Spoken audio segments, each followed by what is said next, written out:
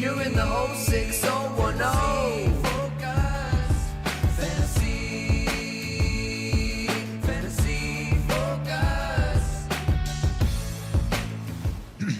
What's good, friends? Welcome on into Fantasy Focus Football, presented by Little Caesars, alongside Stephania Bell and Field Yates. My name is Daniel Dopp, here to recap everything that was Monday Night Football here in Week 10. Or nothing that was Monday Night Football. Yeah, hold on, guys. I actually, right before the show, I did misplace something. Do you have your, because I couldn't find the Packers offense last night. Wow. You guys have it Lions anywhere. fan deserves to say this Really? today. Wow. We started and finished the week with a 10-7 primetime game. Ugh.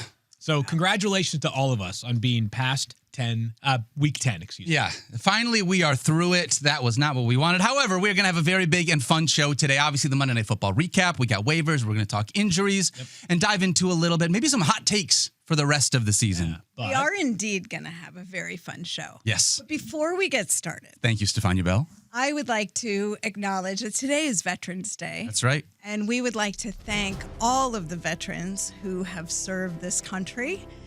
My father was a veteran of the Air Force, and every year when he'd be watching, we'd give him a shout out. He's no longer with us, but I believe he's still watching. Absolutely. But more importantly, we have a veteran at the table, one Daniel D. Dopp. Yeah. We would like to thank you, Daniel, I appreciate you for guys. your service. Thank you. This is one of those things. This is one of those days that's it's an interesting day every year because it's like a day to reflect and think It's back. a day that we get Holy to smokes, to see this picture. photo. If you're not watching the YouTube stream. It's just a highlight for me. You look I looked a years little old. different. Yes, a little different when I did that photo. I was 23 years old, just coming out of basic training back then. But dude, this is one of those times, this is one of those days that every year we kind of talk about this, but it's a great time to be able to reflect back on not only the appreciation we have for all veterans in this country, all service members, but for me, the idea that I felt like I got to help serve just people. Like I think about it less of like serving our country because our country is made up of people, everybody, right? Like it's not a surprise that I'm a people person. You guys know that. I love people, love humans. And regardless of where you're at, what you stand for, any of the things that maybe make us different from each other in today's society, it doesn't matter. You're a human being, and I love you for that. And you deserve to be able to be happy and to find your happiness here. So regardless of who you are or what you do or what you stand for or what you look like or who you love or any of those things, man, like being able to fight and stand up for people in this country is one of the things that I will forever be grateful for and proud of that I was able to do in my life. So thank you very much, Stephania, and to Field for that.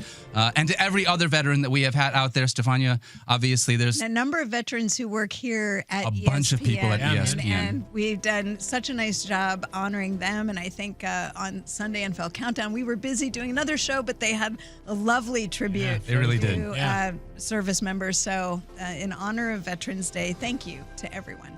Absolutely. Papa Yates included, a former Marine who the chances of him hearing this are literally zero. So I'm sure it means a lot to him. He'll feel it through the airwaves. Bobby Yates and I lived on the same island, though, when I was in the military and all that stuff. So, Yeah. little crossover there as well. It was great to be able to have Hawaii. Yeah, very cool. that. Yeah. Beautiful All right. words always. Every year it gets me. Do you want to take a minute and explain to people?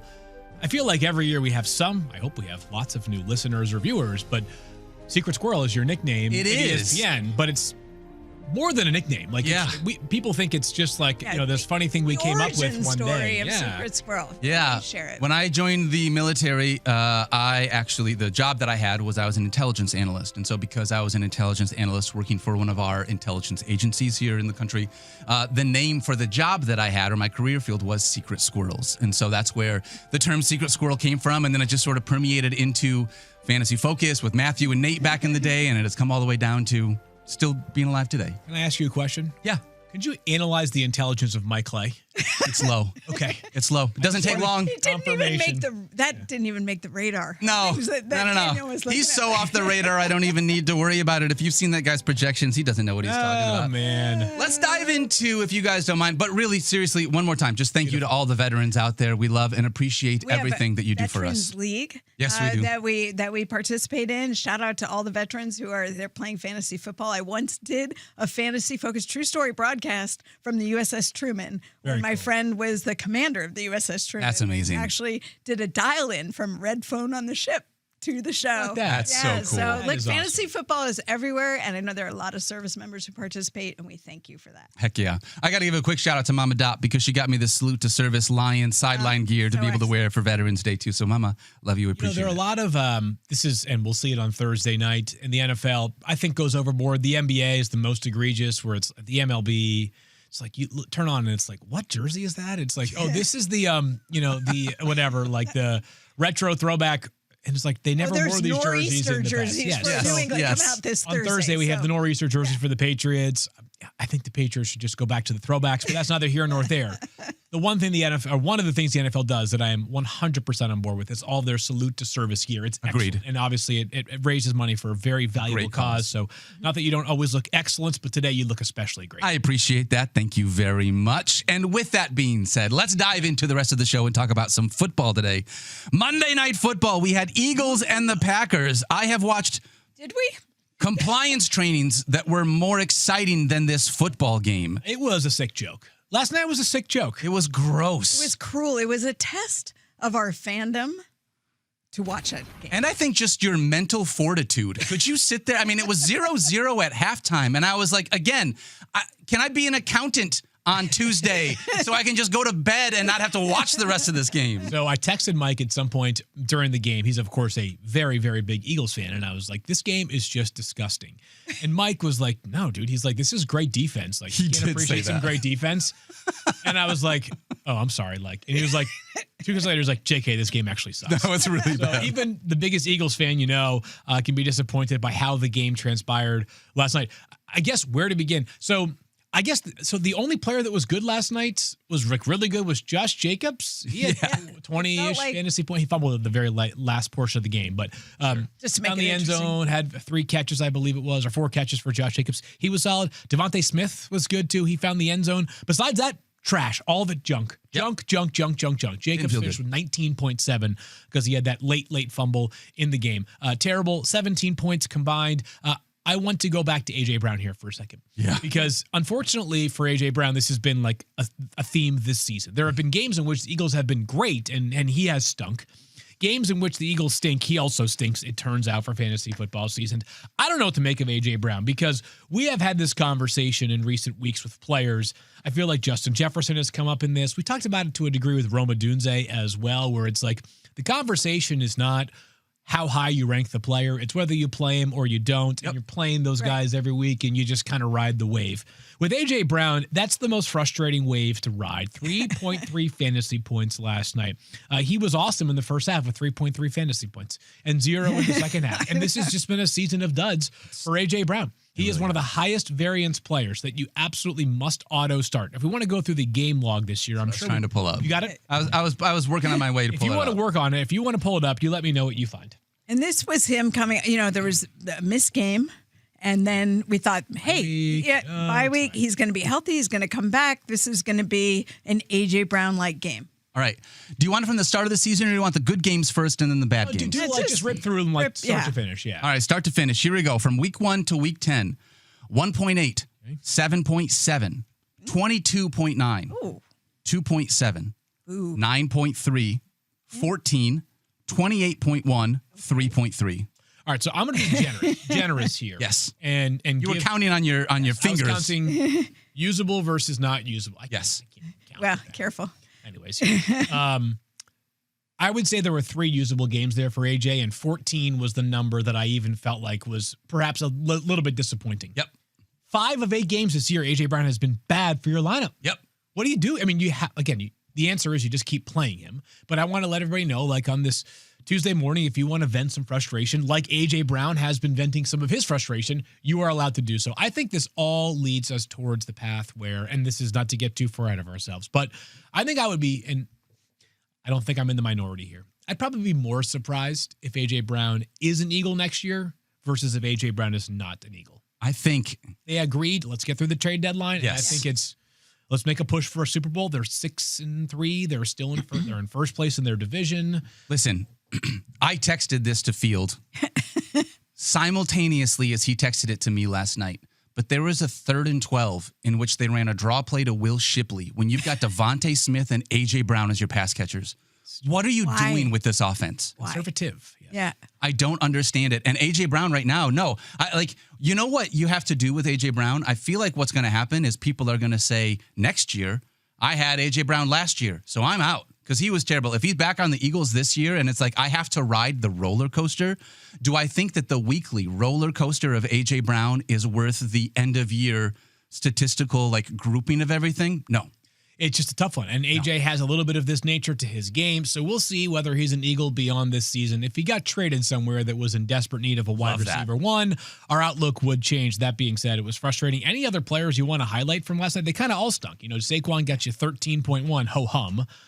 But other than Saquon, Jalen Hurts, who had a mere 12.02 points, Devontae Smith and Josh Jacobs, everybody else under 10 fantasy points in that game. Yeah, I don't even think there's really anybody worth celebrating. The only noteworthy exit was Romeo Dobbs' chest injury late in the game. Was questionable to return in the fourth quarter.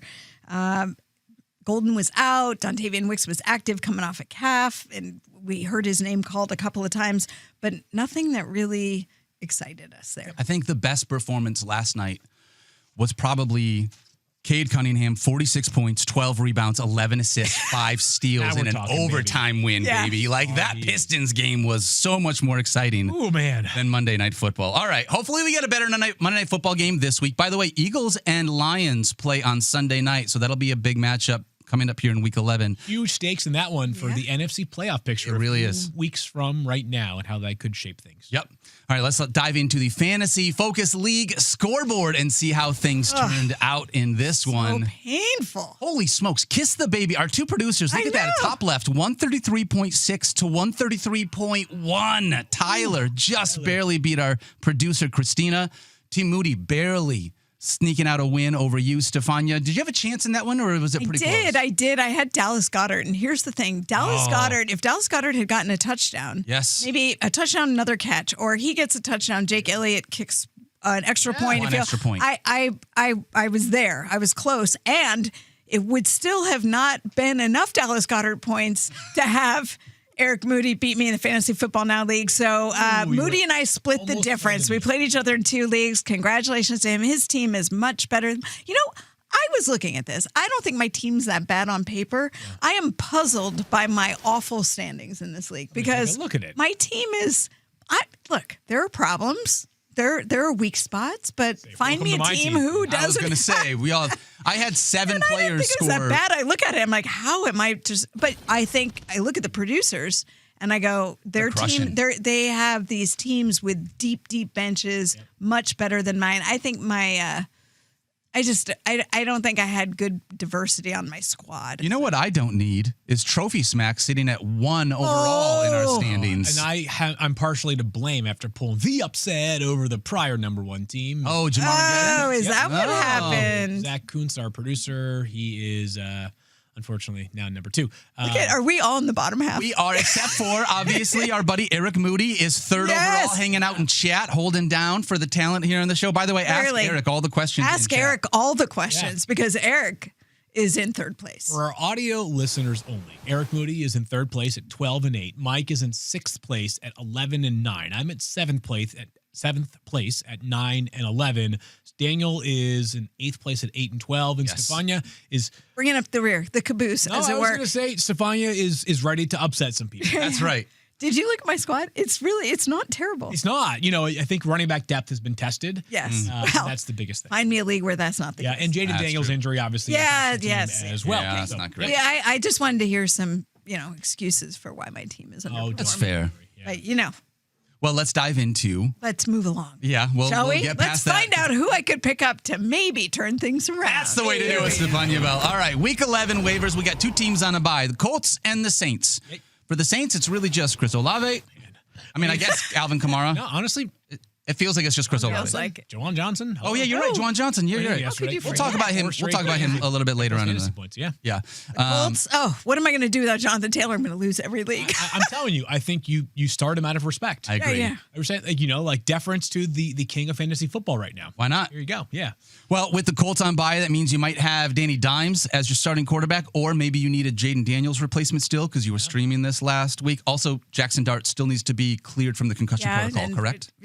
decent chance that doesn't happen this week, just based on experience. And head coach just got fired yesterday. Right. There's a lot going on there. Yeah. I mean, who knows how much he'll play the rest of the Right. You know, like they're going to be ultra conservative now that the coach not only so they'll play him when he's healthy, obviously, right? But like the big question that I have, and we'll dive into more Jackson Dart thoughts at a different time, is are they going to play him as a runner like 9 times a game going forward? I mean, contextually, I wrote about this. Like it has to be a different version of Jackson Dart. Yeah. And he's a very capable thrower, so there's still fantasy upside if he doesn't run as much, just not as much. I will be very curious, Daniel, because I was looking at the waiver wire today for my various leagues that I play in, and this is natural, right? It's week 11. Yes. Pickings are slim. Slim. So hit me with your Slim priority is ads. the right word for this one. Ads or no? I've got 2.5. Okay, good. You know, so we'll go with that. But at the quarterback spot, Stephania, there is one quarterback in the NFL over the last month that has finished top 12 in 4 straight games. Do you know who that might be? One quarterback in the NFL. One. Josh Allen. That's a great guess, Field. Okay. It is not Josh Allen. Patrick Mahomes. It is not Patrick Drake May. Mahomes. It is not Drake May. Is it Joe Flacco? That's a great guess as well. Because he actually, I was looking at his stats. He's been like top 5. He did have one dud somewhere in there. Yeah. He had an 18-point game, actually. He hasn't had a dud technically, but he has top 12. He has not been top 12. Okay. Jacoby Brissett, Oh, yeah, of course. the only quarterback over the last month to be top 12 in every single game, 19 or more fantasy points in all 4 of those games. He has at least 3 more weeks as the starting quarterback, as we all know, with Kyler Murray being on IR. And then, honestly, I kind of feel like he's probably going to... Yeah, I'm trying to be cautious Jacoby here. Brissett could be stay. And by the way, I'm not going to lie, I benefited from his performance in a couple of leagues this Good week. for you. Yeah. Well, unfortunately, your defense probably won't benefit this week because he plays the 49ers. 49ers allowing the 10th most fantasy points per game to the quarterback position, since week 5. 49ers quarterbacks against the 49ers are averaging 22.2 fantasy points per game, and only one quarterback since week 5 has not reached 19.5 fantasy points against this defense. So Jacoby Brissett, if you need an option this week against the 49ers, feels like my priority quarterback option. Yeah, I know.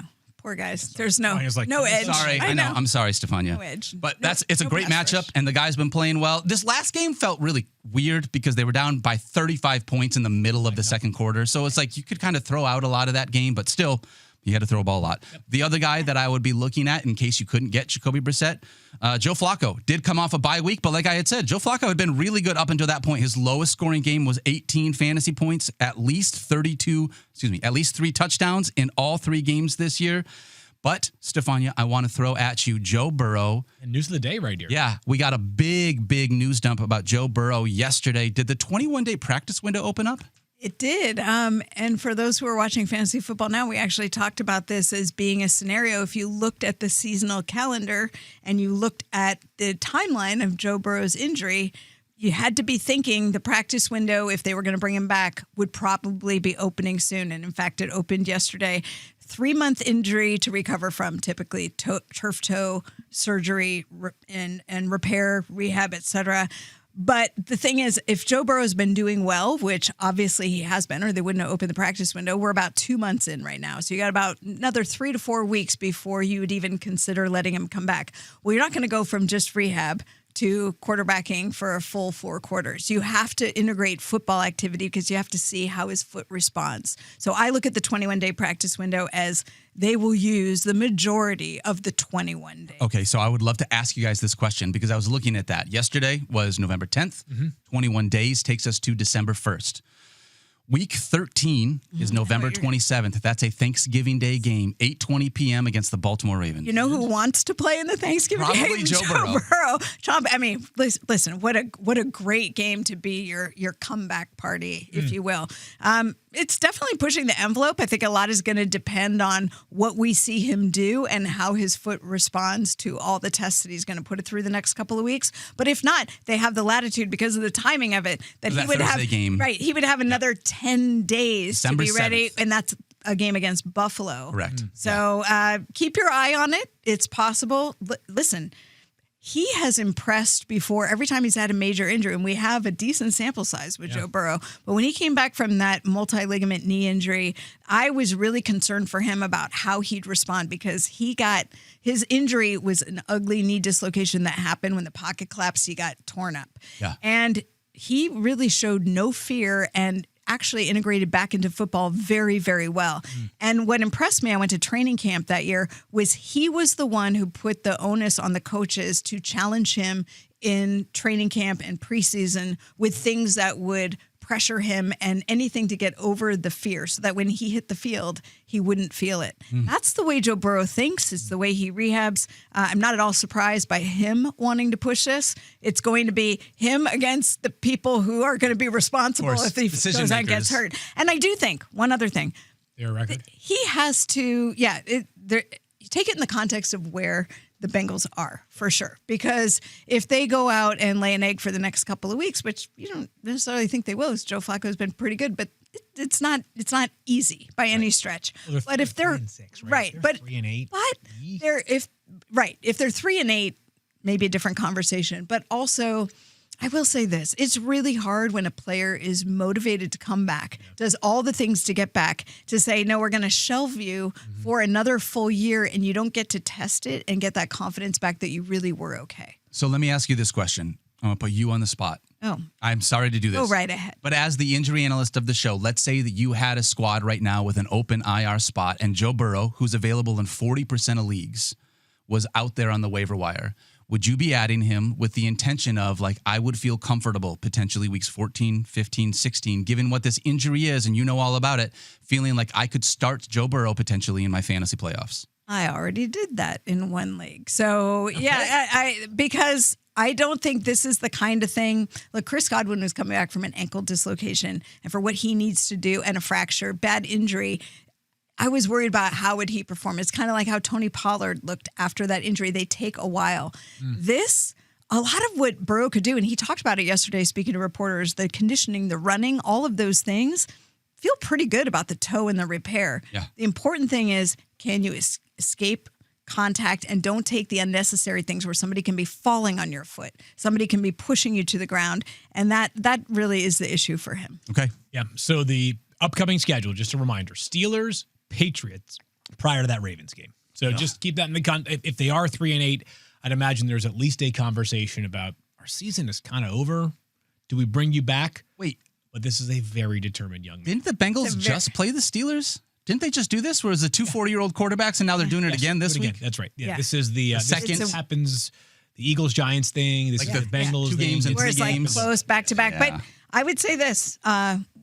We have some hot takes coming up later. Yes, we do. Oh, we'll talk about that. This But might be revisited. All right, good. Joe Burrow is out there on your waiver wire. Stephania Bell and the rest of us saying go out there, throw in a waiver claim for him to be on your IR spot. However, Joe Flacco taking on the Steelers this week. If you can't get Jacoby Brissett and you need a streamer for one of those other guys, I still like Joe Flacco, who has scored at least 24 fantasy points in 3 straight games. Yeah, he's been great.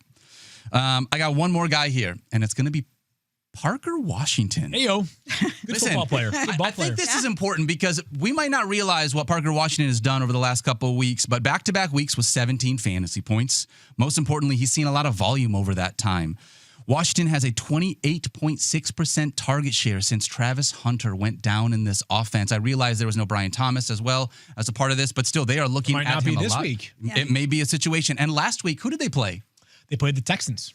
He just put up the 3rd best game a wide receiver has had against the Houston Texans this season, 17.9 fantasy points. It's a tough matchup against the Chargers this week. However, if he does something really nice this week against the Chargers, after doing that against the Texans and having 3 nice games in a row, I think we have ourselves somebody that we need to talk about even more.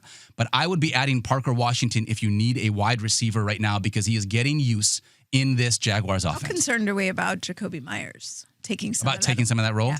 I think it'll He'll be the slowly slot. build on. He'll be the slot guy. I think Parker Washington will be. Jacoby Myers, I think, his role will continue. I think the idea is, and we'll see both when involved. Travis Hunter returns. Yep. If he returns this regular season. I think the idea for now is Brian Thomas Jr. plus Parker Washington plus Jacoby Myers as your 3 wide receivers. Of note, did you track this yesterday? We did see Brenton Strange I guess he didn't return to practice, but will be returning to practice this week. So on the Jaguars front, Parker Washington, just a good ball player. Great player at Penn State. He is a great player at Penn State. Yeah. All right. His sister, by the way, is a scout for the Bears. Good football family. No way. Yeah, very cool story. I love that story. Know that. Over in Chicago. Well, that's exciting. Well regarded in the scouting community, so keep an eye on that name. Love that. Yeah. All right. I'm going to dive into some deeper league ads now. Those are my priority ads. 2 quarterbacks with the 3 quarterbacks they would mention being out, and then 1 wide receiver just with the volume that Parker Washington has seen. I'm going to talk about some running backs. But first and foremost, Stephania, I want to ask you about a running back injury. J.K. Dobbins, was it a hip tackle thing that happened? Hip drop tackle. Sorry. If the thing about these is we have to wait. They're rarely called, almost never called, and it's a post game analysis. It gets flagged. Whenever we can call it after the game is cetera. over, we want to do that. But the players and people watching have been outspoken about when they think they view these things. So I'll leave it at that for now. But bottom line is that J.K. Dobbins had a foot injury middle of the third quarter, left for a while, actually came back in the fourth quarter and played for a bit, but remains to be seen what his status will be for this week. My antenna is officially up. I'm nervous. He had a tweet about it. I don't think when you're taking to Twitter, it means good things. Yeah. Usually not. So then let me ask you guys. I mean, we got RJ Harvey and then a bunch of question marks. Bidet. Right? So is Tyler Bidet worth adding in fantasy football? Bidet has been basically their pass game specialist so far. He has been when they go up tempo. I think this means they're going to need more out of RJ Harvey. I was going to say, do you know what Bidet's stats are this year? Because what I wrote down is basically no stats. Yeah, basically none. He basically comes in on third down or 2-minute got to have a situation. I don't think he's had more than 3 touches in a game so far this year. So it just feels like my question is, how much RJ Harvey are they going to see in this offense? Are we going to see in this offense if there is no J.K. Dobbins? So Tyler Bidet, just in case in a deeper league, if you want to throw a dart because you need a running back spot, I'm going to keep throwing out these other names. Tyler Algier, same thing. Trey Benson, still available on waivers. Can I give you one more? Yeah. Do you have Sean Tucker on your list? I do not.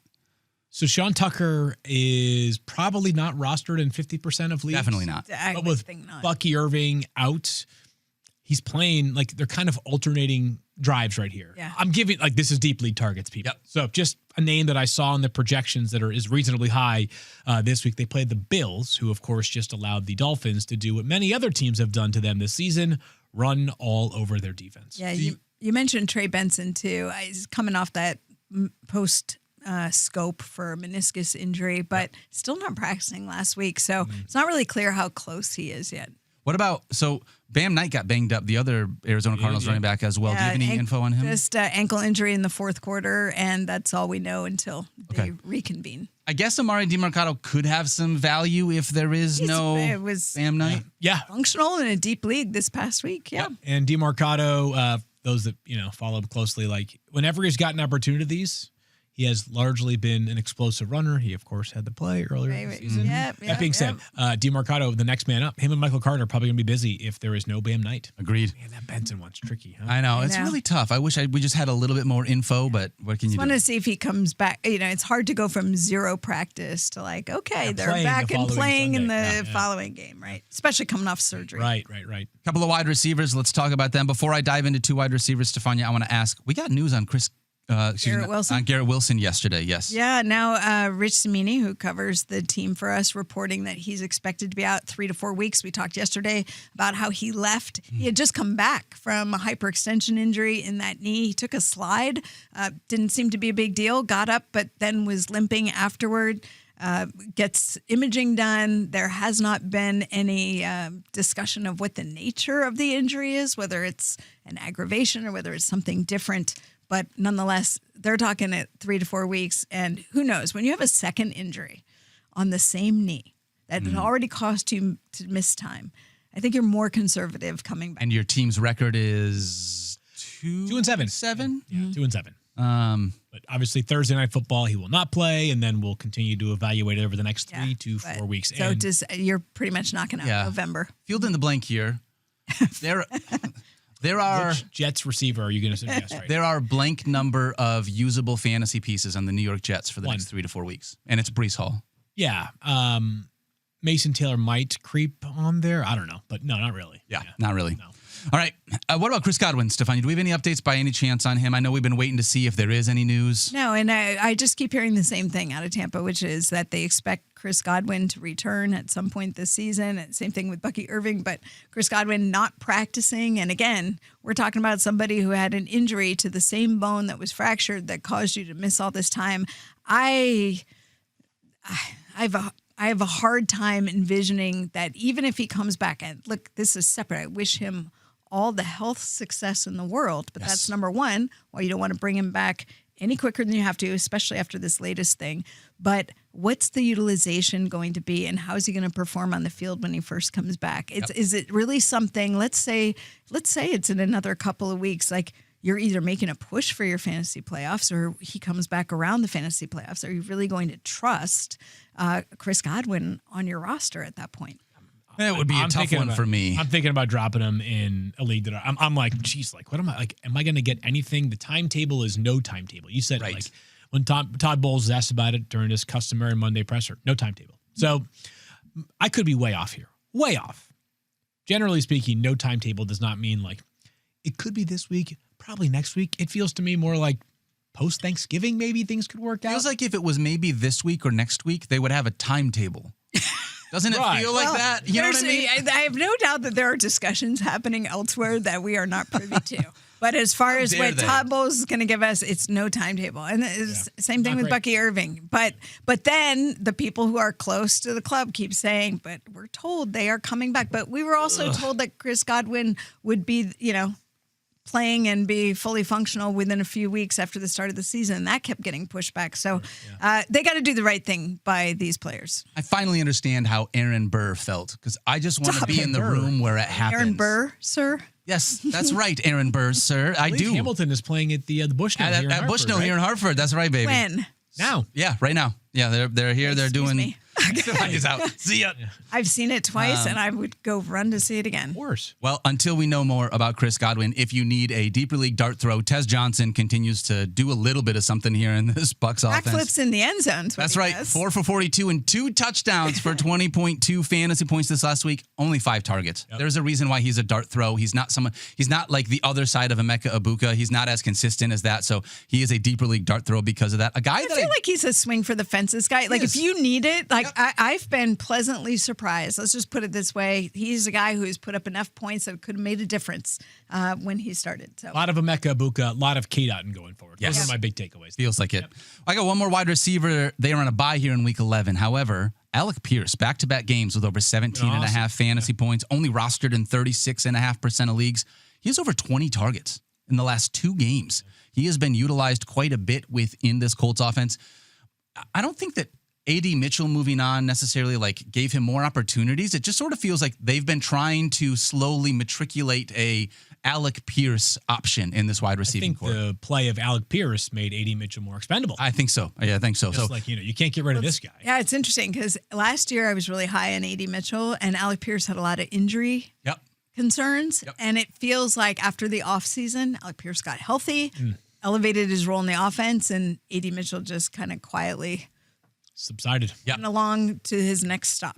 I'll talk about really quickly a couple of tight ends. First and foremost, though, Stephania, Oronde Gadsden. Yeah, it looked bad when it happened because we talked about the collision, like the knee knocking and how that often can be a bone bruise. It's reported to be now a quad bruise. So soft tissue injury versus a bony injury, that matters to me. Is that good or bad? I think it's good because I think this can resolve more quickly, and there's things you can do treatment-wise to help move things along. But remember, bruising, if you guys have ever, just want to give, just let people know that when you're talking about a soft tissue bruise in these NFL players, it's not like, oh, I bump my arm and I get a little bruise. Like, they're bruises. J.J. Watt posted one time, and it was like his entire thigh. Like, a bruise is bleeding, and it can look really bad. So we don't want to minimize what a quad bruise is, but I do think there's a good chance that, he can recover from this fairly quickly. Will it be this week?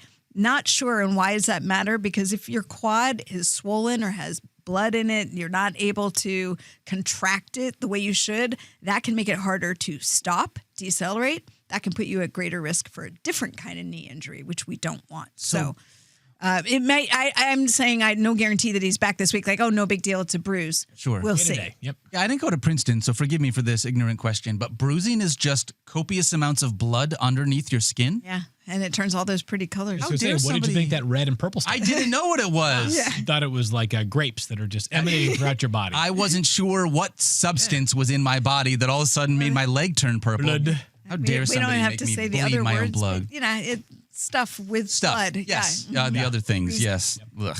All right. Hemoglobins. Really quickly, at the tight end position, Theo Johnson has been quite nice over the last couple of games. Just had his best receiving game of the season, 8 targets, 7 catches for 75 yards and 14.5 fantasy points, season high in targets, catches, and yards. However, 6 of those 7 catches and 71 of those 75 yards were with Jackson Dart in the first half.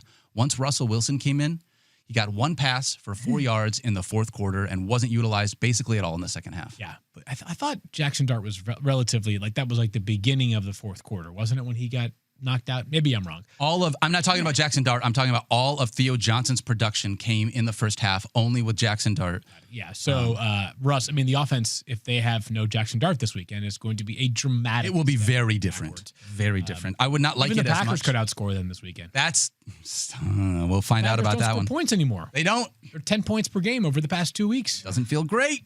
Nope. The other tight end that I would potentially look at, and you mentioned it at the start of the show, Juwan Johnson, 10 or more fantasy points in 4 straight games. He's on a bye here in week 11, so he's not usable here for this week. However, given the tight end position, if you need someone for week 12 on, you want to get ahead of that tight end rush for week 12, grab Juwan Johnson now, and you'll be able to have him for next week. All righty. That's it for the waiver wire. Anybody else that I didn't mention, Fields? You brought up Sean Tucker. That was a lot of names. Yeah. That was okay, Fields. Yeah, I feel like that's a lot of names because it already most of them Given are the Pickens, Pickens or Slim, Yeah. It's Good tough. options. You want to give a lot of people options, however, Yeah, it no, that doesn't was good. feel good. Doesn't feel good. No, it's been kind of a pedestrian year on the waiver wire, so things can change. There's still half the season or so left, but not a great week for league-altering pickups. Well, with half of the season or so left, we decided, you know what? Why not decide we're going to bring some hot takes to the table Alrighty. for the second half of the season? Some hot start? takes down the stretch. You want me to do it? You want to Yeah, do it? why not? You want to start? And so the only thing that I want to What say are the rules for the hot takes? Because I didn't know. There Yeah. were no rules. There were Mine no are. rules. So I think maybe we can grade how hot the take is. Okay, like- if this is like, You're the expert on spice. is this like Frank's Red Hot, which is like, just a comfortable, Yeah, like a 2 or a tiny 3, little yeah. tinge of spice, or is this like, ghost pepper, which is about as hot as it gets. No good. for scale. Yes. All right, my first one. My hot take down the stretch. Christian McCaffrey is currently running back 2. He's second in scrimmage yards, second in the NFL with 69 receptions, not just among running backs, second in the NFL with 69 receptions. 692 receiving yards. That leads all running backs. He'd be wide receiver 6 if he was a wide receiver. Love. But he's got a bye in week 14. Okay. And right now, if that's a regular season bye for you, don't worry about it. Okay. But if that's a playoff bye, I am actively trying to trade Christian McCaffrey right now in my fantasy football league. Ooh. Even though he is the number 2 player right now in fantasy football and dominating through the air. He's been a little less efficient on the ground, but it hasn't made a difference for his fantasy output. Yeah. But right now, if your squad has a week 14 playoff matchup, and not every league has this, right? Some weeks 14 might be the last week of the regular season. If that's the case, keep CMC. Don't even worry about it. That's our default setting on ESPN. Yeah. But if you have a playoff matchup in week 14, I am making offers to Jonathan Taylor managers first. I don't expect anything to happen there. No one's going to give up Jonathan Taylor. I will, however, put in a substantial offer for Devon Achane. Second, CMC has the 27th hardest schedule going forward from here on out. Devon Achane has the 4th easiest schedule from here on out. Achane also, if he was a wide receiver, would be wide receiver 14 with how many receptions he has this year. So not quite as dominant as CMC. However, I am very much in on the idea of trying to move this piece that I might not have in a playoff matchup for either Devon Achane or Jahmyr Gibbs or Bijan Robinson and doing whatever I can to try to see what I can do to get one of these other top 4 main running backs. I'm not just selling. It is only those 4 guys that I would move CMC for. But if I have a playoff matchup in week 14, I'm actively trying to move CMC for someone not quite as good for him so that I don't have to miss that week 14 game. Okay. I would say that's By the way, with Jahmyr Gibbs having Dan Campbell calling the plays, we may see a different running back down the stretch I'm here a in little Detroit. confused by your take. Help me out here. Help me see this. Okay, like yeah. confusion. Because what okay, I get it. I won't have him for week 14, so I'm trying to be smart here. Playoffs are a 1 week setup. So like if you don't, Christian McCaffrey's averaging 25 points a game. Yeah. 1,000, yes. It feels like it. Like he'll drop 32 any game, right? So like now all of a sudden week 14, first playoff matchup, and I've got to go without the one guy that basically carried me. I mean, unless you also had Brock Bowers or another, monster squad. That would be the hard part is that if he's the one guy that's been carrying you and you trade him away, your team might be vulnerable to not make the playoffs, right? If this is yes, you need to be a playoff team to make this trade. Yes, that's the But if you're not a playoff team with CMC, then you should be making a trade anyways because you need to be able to get yourself into playoff consideration. Well, that's why I was trying to decide if it benefits the person who's trying to get in the playoffs or the person who already knows they've made it. You're making the case for the person who already knows, like, I'm going to make the playoffs. Yes. My team's good enough. And then I'm sorry, do you have teams not making the playoffs this year, Stephania? All of my teams. I'm asking for a friend. Okay. But if that were the case, then if I've been that good, then I expect to go beyond week 14. Right. And now what have I done to myself? Even without your best running back that carried you there to use? Yeah, because I'm that good. Oh. That's what you're maybe saying. I'm just not that good.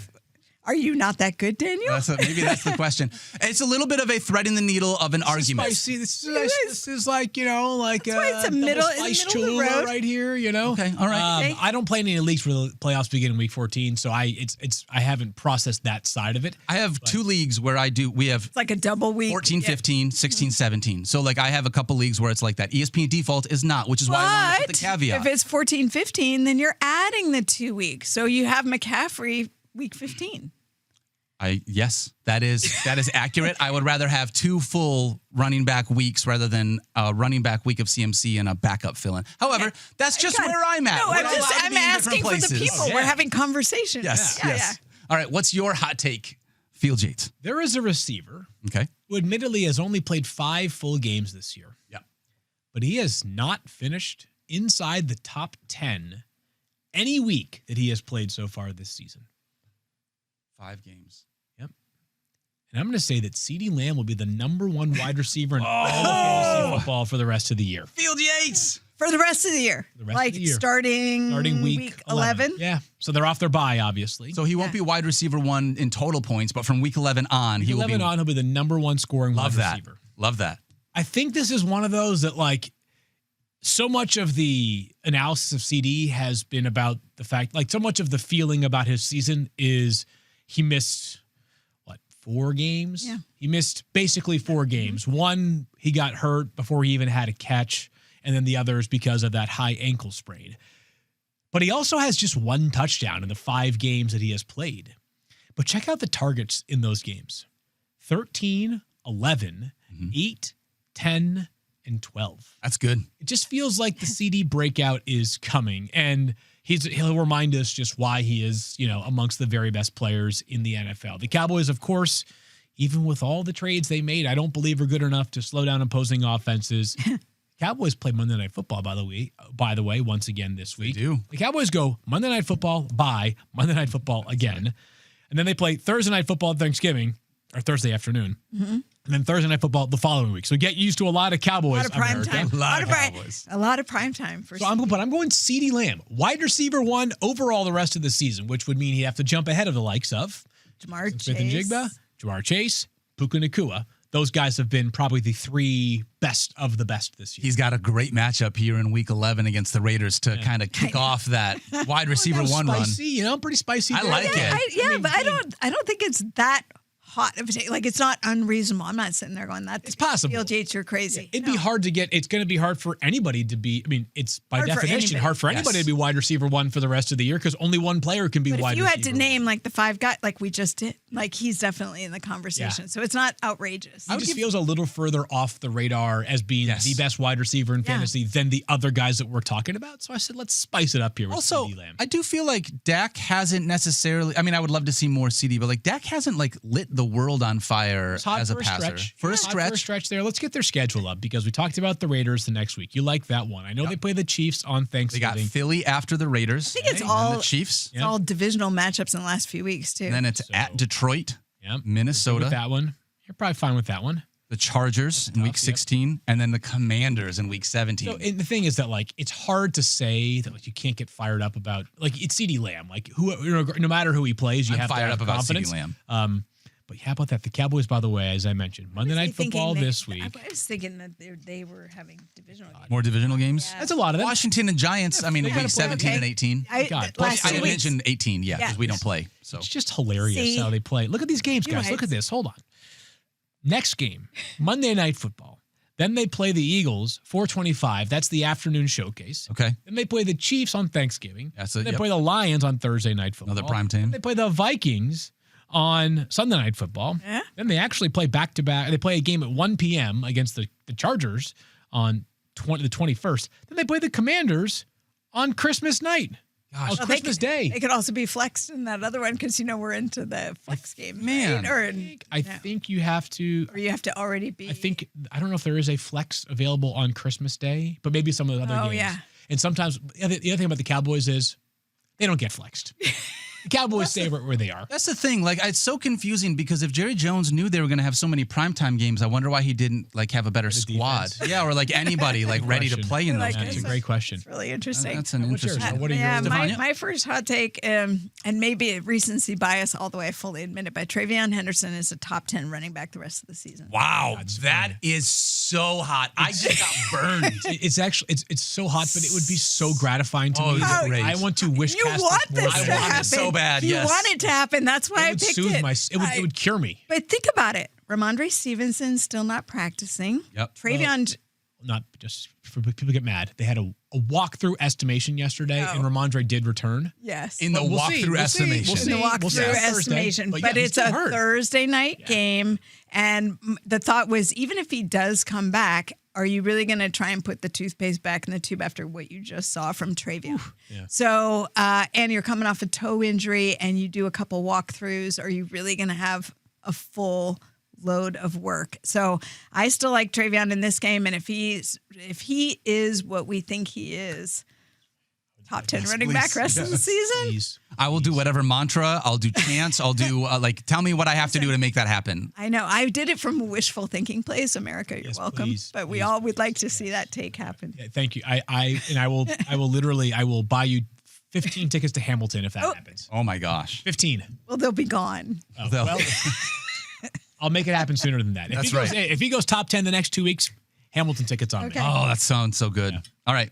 Mine is also going to be a wide receiver, very similar to Field Minister Yates. Oh. But first off, there is one wide receiver with at least 10 fantasy points in every game this year.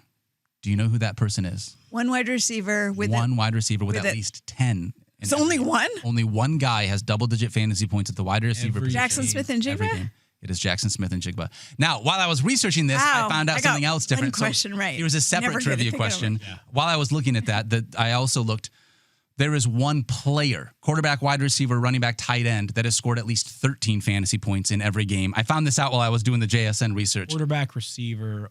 Just person in fantasy football scored at least 13 fantasy points in every game this year. Only Juan one. Achen? It's a great guess. I think he had 12.8 1 week. I want to say that there's one quarterback out there who's done it, but I don't know who it is. It is Jackson Smith and Jigba. Oh, jeez. that's rude. See the way that I led you guys? Rude. That's how you do a trivia question, my Kevin friends. Pulsifer style That's right there. rude. Yeah, well done. That's very rude. He is the only player in the NFL with at least 13 fantasy points in every single game this year. He has the 39.3% target share.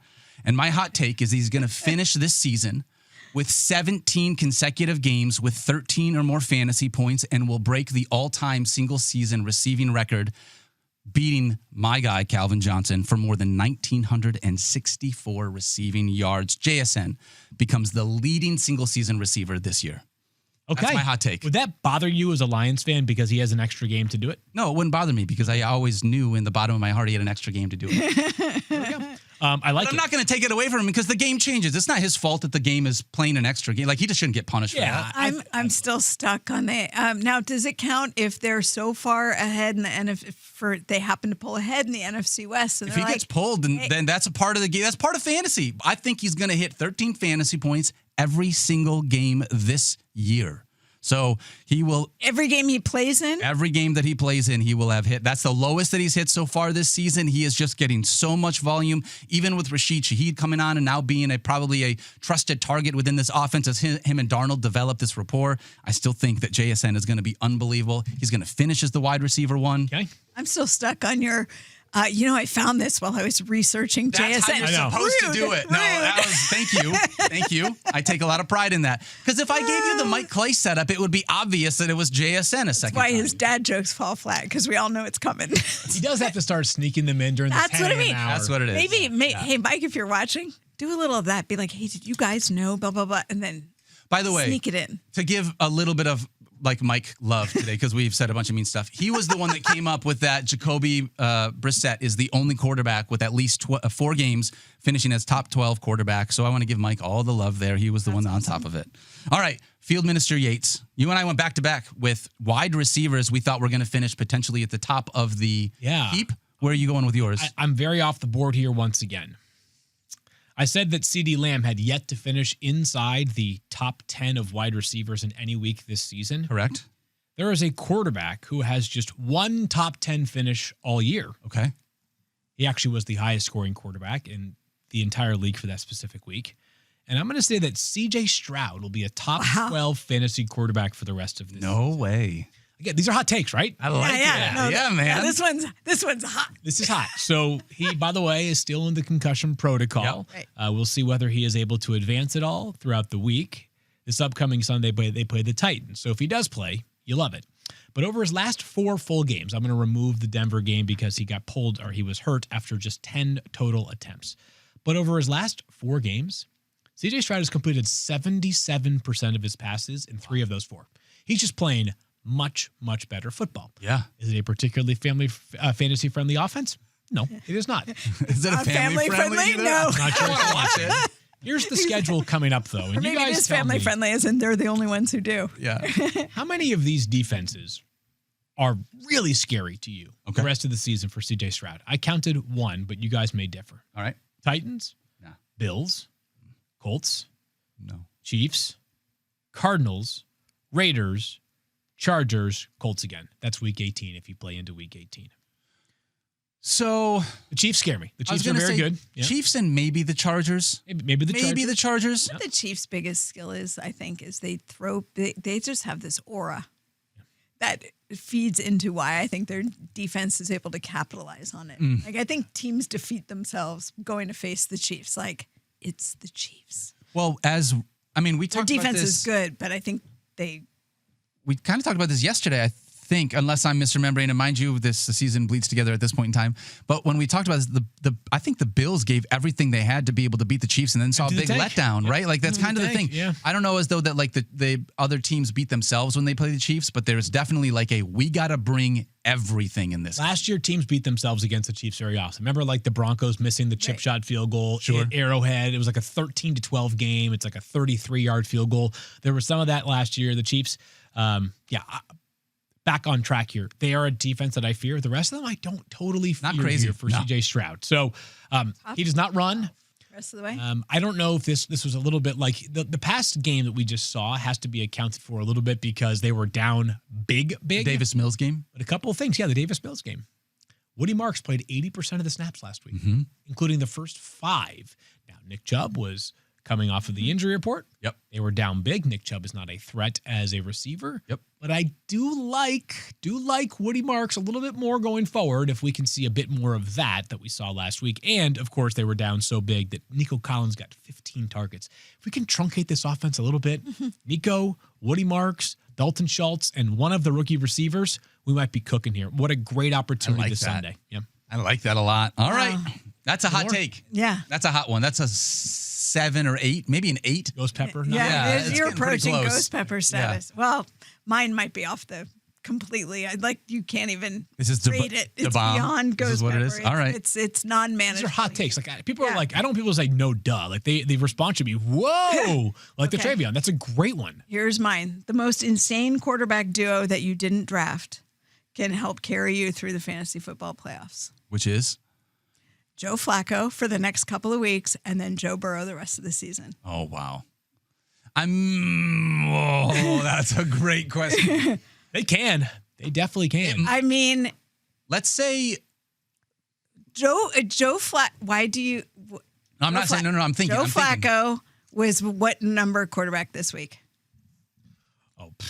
Probably 5. I don't know. Yeah, 5. I think it was 5. Like I looked, but he's been every. He's rock solid. Yeah. Not they obviously coming off a bye, but he's moved from like 10 to 7 to 5, like something like that. We're talking about Joe Burrow, or talking Joe about Flacco. Yep. Right. So if you are looking for a quarterback who's going to care, you want a quarterback who has top 10 performance every week. No duds, no 7.3, no Josh Allen, whatever he had, however many fantasy points he had. Double-digit fantasy points between Joe Flacco and Joe Burrow the rest of the season. I have a question for you guys, and it's a total workshop question. You guys might think it's ridiculous, but we're in the hot takes portion of the show, and I want our producer, Tyler, to kind of say into our ears what he thinks about this. It feels like a million years ago, not just because it was weeks 1 and 2, but because it's unrecognizable now. The Bengals played good defense the first 2 weeks of the season. Is there at all like a mental factor there where like when you have Joe Burrow, there's a certain calm and poise that you bring to the table as a defense where it's like, we don't have to be perfect today. We can just play carefree because our quarterback on the other side is so good. Whereas now it's like Joe Burrow goes down and it's like, oh crap, here we go again. Another Big 12 showdown. Does anybody think the defense can be a little better once Joe Burrow returns, or more likely, have we crossed the point of no return and they're just an absolute booty cheeks defense? The defense has been playing carefree in the wrong way all season long. Yeah, I mean, they weren't good when he was there either. So God, I think that's part of early. It was good early. The first weeks they were good on defense. Our producer Tyler is vehemently against my thought, though, that it's going to get better. He is like, I don't think it gets better. I mean, part of my argument here was that you have a high octane offense, because you have all the weapons. That's great. So all you need is a quarterback who needs to get them the ball, who can throw them the ball, and who has to throw a lot of times because they have zero defense. So the opportunity there for you to have top performing quarterback play across the board is awesome. But you would have to make it through to make it through the rest of the season and playoffs. If you believe that Joe Burrow is coming back in the Buffalo game, let's say, then you need to have both. Mm-hmm. I just want to put some numbers behind it. I mentioned that he had 18.8 fantasy points. That was the lowest that he had. He was quarterback 14 that week. Other than that, QB3, QB6, QB1 for his last 3 weeks. So Joe Flacco, even if Joe Burrow doesn't come back, Joe Flacco just might be able to lead you through the playoffs. Bengals quarterback Joe is good. Yes. Yeah. Yes, just start him. A Bengals quarterback named Joe. I like that. That's good. We got a quick question from our buddy Eric Moody now from our Moody's YouTube asking. chat. Oh. It's either a question or a statement. I'm not sure what it is, but when Moody speaks, we listen. So Eric Moody has this for us. Another one. J-Mo finishes as a top 10 fantasy wide receiver this year. I love it. Yes. Yeah. That might be Ghost Pepper. He's That like, might be Ghost schedule's so good. It is a good schedule. You've been seeing him get more involved. I think Dan Campbell this last week was kind of had this. This is the Lions fan in me. Give me 2 seconds. But there was a part of me that was like, we paid this guy a bunch of money over the offseason, and then we've really not utilized him a lot throughout the first half of the year. Let's find ways to put the ball in the hands of this like guy that can run almost faster than anyone else in the NFL. Mm-hmm. These last couple weeks feels like has been a concerted effort by the Lions and this offense, specifically Dan Campbell as the play caller last week, to put the ball in J-Mo's hands. I like this call by Eric. Where did he finish it this is week? Spicy. I'll tell you. High. That's my answer. Because he's saying top 10 rest of the week. Where did he land in? You know what? So I'm going to look up really quickly where J-Mo finished. Mm-hmm. But we have, I guess, some more hot takes from our chat. Okay, I love it. I love it. Here we go. Rest of season hot take. Rico Dowdle. This comes from Eli Bell. Finishes as a top 5 running back. All right. Another Bell with a hot take on a running back rest of the season. Eli, I love it. Yeah. Thoughts on this one? Rico Dowdle. He's been amazing. He has been. I mean, great single-handedly, he could do it. Yeah, they played the Falcons. The last time we saw the Falcons, how do they do against a running back? I don't remember. That was Sunday against Jonathan Taylor. They allowed nearly 50 points. Wow. So I was thinking Falcons, sorry. Panthers. Sorry. Yeah. Okay, no. Okay, Damon Williams, officially wide receiver 2 in week 10. Wow. Okay. Only behind Drake London. That's in the top 10. Yeah, so he did well. Top 10 rest of season. And we'll see. What Next else one. do we got? This one comes from Robert Abramian. Thank you, Field. Yep. Who says Patrick Mahomes will average less than 20 fantasy points per game the rest of the way? This is my burner account. Sorry. When we did our schedule rest of season show a few weeks ago, Mike noted that Patrick Mahomes at that time had the most difficult schedule for quarterbacks the rest of the way. Sam Darnold held that mantle. So that was going into week 9. Yep. Going into week 10, it was Sam Darnold. I don't know who it is now, but it is a tough schedule for Mahomes going forward. It is. They have coming up this weekend, the Broncos. They play the Colts the following weekend. And then I believe they play the Cowboys. So those 3 games might not be enough to dissuade me. I'm going to go with no, but it's a hot take. Strength of schedule from Mike Clay has not yet been updated, but it will be updated today. So you can check in on his 2025 strength of schedule for the rest of the season. We've got one more. One more question. This one comes from our YouTube chat. Scott McClory wants to know JSN. Sorry, doesn't want to know. JSN winds up as wide receiver 1 overall and is the first wide receiver drafted in 2026. Yeah, so he's taking your JSN prediction and raising you one by saying this carries over to next season, and he's the first wide receiver drafted. Hard to dispute this. I mean, he is wide receiver 1 right now, and we do have, this is what we do every year, right? Recency bias comes into play for 2026 rankings. Not that I would make the case for JSN as like wide receiver 7, but there's also a world next year where Puka and Jamar Chase and Amon-Ra and Justin Jefferson and CeeDee Lamb all outscore JSN, who could still have a remarkable season. Yep. Right? But if this is going to be, this is what we're going to do in the entire offseason. It'll be like, okay, Malik Neighbors will be coming off of ACL, so he won't be in that group. But let's talk about who was. CeeDee Lamb, well, he missed part of the season. We don't know. Who else are we looking at? Amon-Ra. Amon-Ra has had up and down games. Yeah, had a little bit of back and forth, but usually pretty good in that offense. Jamar Chase, I mean, you're hoping that the quarterback situation is better. Yes, but obviously quarterback dependent. So who's the only person who is consistently above 13 fantasy points? Thank you very much. Jackson Smith and Jigba. Yeah, that's the only thing. We'll see. Of course, Mike Clay will talk about regression. Of course, that's going to happen. That's going to happen. One thing I would say, just in thinking about it this year with what I've seen so far over the last 2 years, I think Puka seems to be one of those guys that he plays tough, he plays hard, but there's always like he's going to get hurt. Game or two where he might leave a little bit. Knick-knack. Leaves a little early, might only play half the game. And that's not a thing I've seen from JSN. I don't want to fault Puka for that, but I've kind of seen that as a trait. Here's the thing. To me, it's how reproducible are your quarterback seasons. Matthew Stafford is playing lights out. Like a season to remember, career-defining season. It's changed all these. I've been sharing that stat you shared yesterday that he finally has a winning record. I can't even believe that. But Matthew Stafford made it. Sam Darnold, an amazing season. Do we really think that they do back-to-back? Like, can you catch lightning in a bottle 2 years in a row? It's really hard. I was going to say, hard. Is it catching lightning in a bottle, or has it just taken the NFL this long to allow Sam the ability to develop and put him in situations to succeed? Both can be true. Yep. Yeah. He could have the career of year and have a good year next year, but still, like, people are like, we're not going to let that Darnold JSN thing happen to us this time. Yeah, we'll see. With JSN finishing out the way that he has started, man, it is going to be an interesting conversation heading into off seasons. Yeah, absolutely. Indeed. All right. That's going to do it for our show today. First and foremost, a reminder, thank you so much to all of the veterans out there. We so appreciate you and everything you do for our country. Including you. Thank you, buddy. I appreciate both of you and all of the things that your families both do, but having dads that are in the military as well. So I appreciate everybody for that. We're going to be back tomorrow on Wednesday. Mike Clay's going to be here with us. Make sure you get your waiver claims in with it being Tuesday. Today's show was presented by Little Caesars, and don't forget to love each other and be kind to yourself. You deserve it. We love you guys. We'll see you tomorrow.